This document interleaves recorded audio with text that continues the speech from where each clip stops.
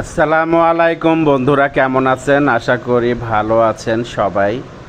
আজকে পয়লা বৈশাখে আপনাদেরকে নতুন নতুন কিছু জিনিস দেখাবো। দেখুন, ঘোড়ার গাড়িটা চলে গেল, আর একটা ঘোড়ার গাড়ি চলে আসছে। তো পয়লা বৈশাখে একটা মজার বিষয় হলো যে অনেক নতুন নতুন জিনিস দেখা যায়, যেটা আমরা সবসময় দেখতে পাই না, সবসময় আসলে দেখা হয় না।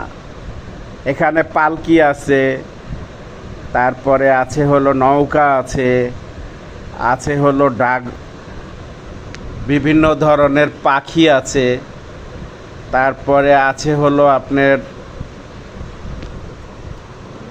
ইলিশ মাছ আছে।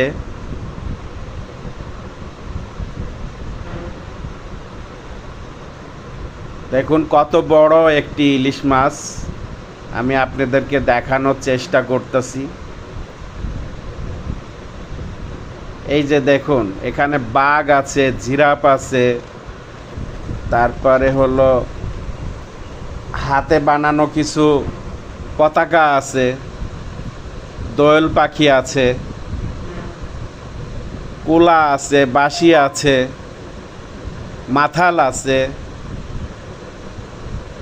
বাঙালির এই জিনিসগুলো সবসময় আমরা দেখতে পাই না, এই একমাত্র পহেলা বৈশাখে আমরা এই জিনিসগুলো দেখতে পাই। আমাদের কাছে খুব ভালো লাগে, এই জন্যই এই রমনাতে ঢাকা ইউনিভার্সিটিতে আসা হয়।